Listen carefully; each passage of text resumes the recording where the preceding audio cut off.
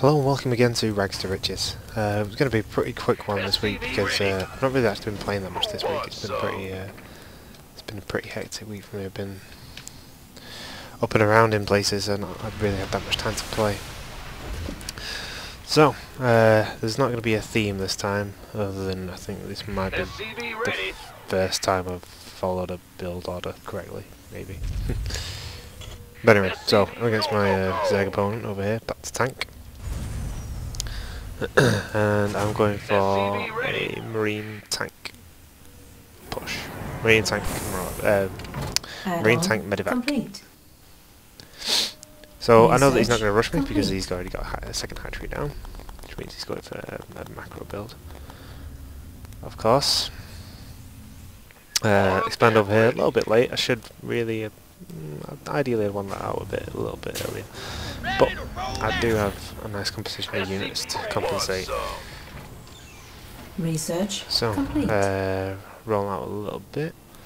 Get the second orbital on the way. I've not been transferring workers because I've realised I can just Upgrade reroute my complete. workers and just take the access if I need.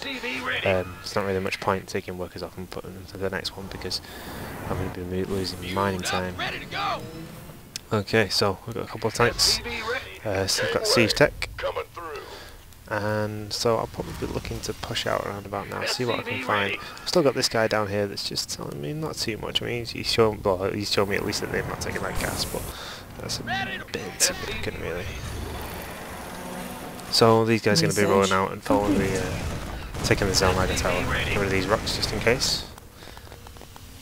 All pretty standard otherwise. So in the meantime, I've just got some more tanks coming out and some more marines coming out, and I've got my third command center ready and to go.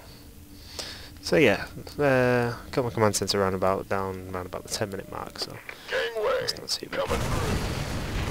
I've noticed that he hadn't taken the Zelmaga towers. Now normally what I find with a lot of Zerg players is they'll usually send out some Zerglings pretty early to take those towers because Zerglings can pretty well, they can take a lot of units quite early on. So, quick scan here, see what he's got. He's got a fair amount of Balins and Zerglings, so I think I'm probably not going to be able to take that on with what I've got. So, pull back. Add-on complete. In the meantime, I've got my snap pot down, so I've got some medevacs coming up. I've got a few more barracks. So, production is going along. Roll out my command center a little bit late because I've left it before it was looking at the scan. Ready for dust off. This better be good. Time, a fair bit of energy stored up, but it's not going too badly. So he's got this little push coming out here. Now, Additional supply depots.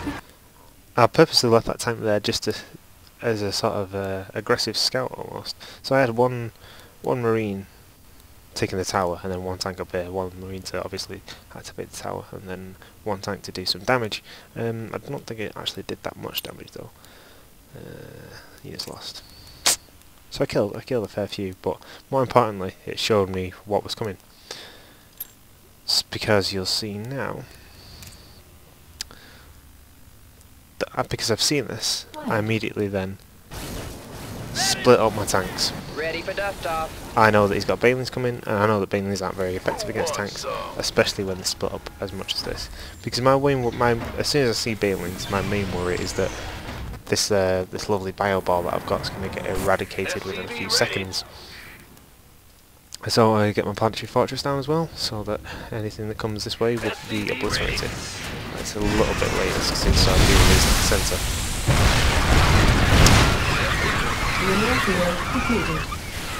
Yeah, so he just rolls in, loses the majority of his units fairly quickly, and then it's just a case of cleaning up. So I've only lost 3 tanks.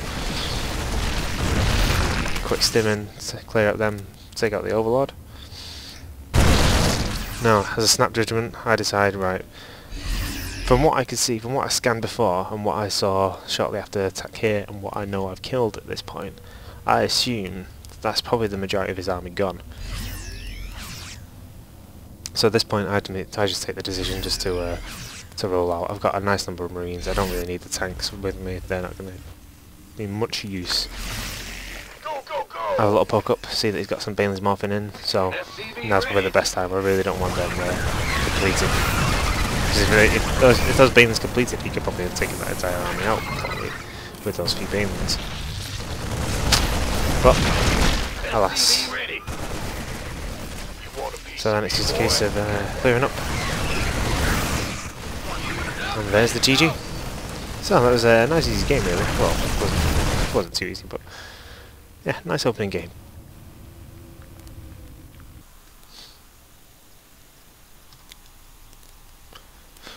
Right, and on to the second game. Obviously this will be the one I lose.